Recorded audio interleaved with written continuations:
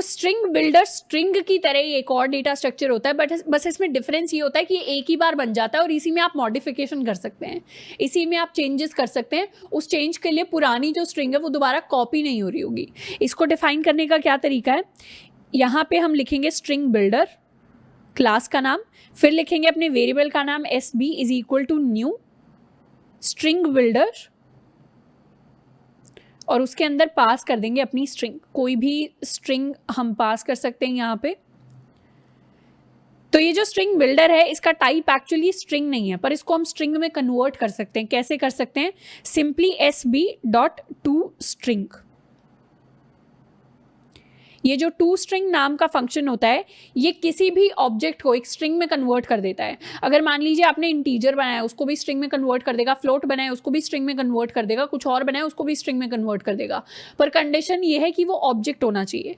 जैसे अगर आप int a is equal to 10, इसको आप a.toString लिखना चाहें तो हम नहीं लिख सकते, लेकिन अगर ये यहीं पर इंटीजर होता, मतलब इंटीजर क्लास का एक ऑब्जेक्ट होता है integer a is equal to 10, और उसके बाद हम लिखना चाहते a.toString, तो ये लाइन कंप्लीटली पॉसिबल होती है और इसका आउटपुट आता एक ऐसी स्ट्रिंग जिसमें सिर्फ 10 स्टोर्ड है। तो ये वाली चीज पॉसिबल है toString से, ये वाली चीज पॉसिबल नहीं है, क्योंकि SB एक न्यू कीवर्ड से डिफाइन हुआ था तो वो ऑलरेडी एक ऑब्जेक्ट है, इसीलिए यहाँ पर toString पॉसिबल है। सेम चीज हम कर सकते हैं कैरेक्टर्स के लिए, जैसे char ch is equal to a के लिए आप ch.toString नहीं कर सकते, ये अलाउड नहीं है। लेकिन इसी को अगर आपने कैरेक्टर क्लास की फॉर्म में बनाया होता, character ch is equal to a, तो उस केस में हम ch.toString को कर पाते, तो हमारे पास एक स्ट्रिंग आ जाती जिसमें सिर्फ a होता। तो एक स्ट्रिंग बिल्डर को एक्चुअली बना के भी देख लेते हैं अपने कोड में। अभी तक हमने स्ट्रिंग्स को बनाया है, तो स्ट्रिंग बिल्डर को लिखने के लिए सबसे पहले हम लिखेंगे string builder SB is equal to new string builder. इसको हम चाहें तो इनिशियलाइज कर सकते हैं, चाहें तो नल रख सकते हैं। शुरुआत में हम क्या कर देंगे, एक एम्प्टी स्ट्रिंग से इसको कर देंगे इनिशियलाइज। अब स्ट्रिंग बिल्डर के अंदर ऑलमोस्ट वो सारे के सारे फंक्शंस होते हैं जो एक स्ट्रिंग के अंदर होते हैं, पर इसके अंदर एक एक करके कैरेक्टर्स को ऐड करने के लिए हम क्या करते हैं, डॉट अपेंड नाम का एक फंक्शन बनाते हैं। तो फॉर इंट i इक्वल्स क्या करेंगे, स्ट्रिंग बिल्डर SB के अंदर एक एक करके सारे अपने कैरेक्टर्स को ऐड करेंगे जो लूप अभी हमने लिखा। तो कैरेक्टर ch को शुरुआत करेंगे a के साथ, ch is less than equal to z, ch plus plus हर बार SB डॉट अपेंड, तो डॉट अपेंड नाम का फंक्शन होता है अपनी स्ट्रिंग के पीछे जोड़ने के लिए। तो स्ट्रिंग बिल्डर में जो स्ट्रिंग है उसके पीछे हम अपने कैरेक्टर्स को जोड़ते जाएंगे। किसको जोड़ेंगे, ch को जोड़ेंगे। एंड में क्या करेंगे, जो भी हमारी फाइनल स्ट्रिंग आएगी उसको कर देंगे प्रिंट SB।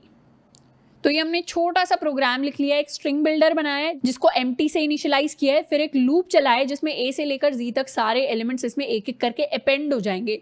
अपेंड का इंग्लिश में मतलब होता है एक के पीछे एक जुड़ते चले जाना।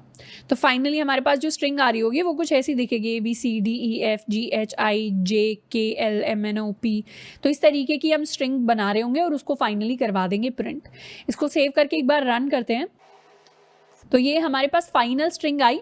और इसकी जो टाइम कॉम्प्लेक्सिटी है, इसकी जो टाइम कॉम्प्लेक्सिटी हमें लगी वो लगी बिग O ऑफ 26, क्योंकि 26 बार ये लूप रन किया। पर यहीं पर अगर हम एक स्ट्रिंग ले लेते और अपेंड की जगह प्लस इक्वल टू करते तो ये लूप कितनी बार चलता, उस केस में ये लूप चलता 26 मल्टीप्लाइड बाय हमारी स्ट्रिंग की लेंथ जितनी भी जा रही थी वो लेंथ हमारी n स्क्वायर तक जाती। n स्क्वायर तक क्यों जाती, क्योंकि पहली बार में हम एक लेटर कॉपी करते, फिर 2 लेटर कॉपी करते, फिर 3 लेटर कॉपी करते। तो इस तरीके से 26 जो नंबर्स हैं, 26 को अगर हम n ले लें यहाँ पे, तो 26 जो नंबर है उसको हम n टाइम्स कर रहे हैं, तो यहाँ पे टोटल नंबर ऑफ आइटरेशंस जो हो जाते हैं हमारे n स्क्वायर हो जाते हैं।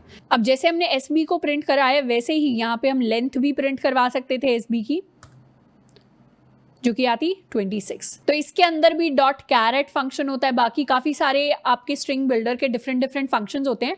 एंड जिस भी प्रोग्राम को आप स्ट्रिंग की हेल्प से लिखते हैं उन सारे प्रोग्राम्स को आप स्ट्रिंग बिल्डर की हेल्प से भी लिख सकते हैं। तो यहाँ मेमोरी एफिशिएंसी होगी, प्लस प्रोग्राम्स भी आप वैसे ही लिख पा रहे हैं, तो थोड़ा ईजी हो जाती हैं चीज़ें काफ़ी सारी। बाकी आगे के काफ़ी सारे प्रोग्राम्स के अंदर हम स्ट्रिंग बिल्डर को यूज़ करेंगे, और जहाँ भी नहीं करेंगे वहाँ मैं स्पेसिफिकली बता दूंगी कि यहाँ पे हमने नहीं किया है, पर आपको ज़रूर करना है जब आप खुद से सॉल्व करें।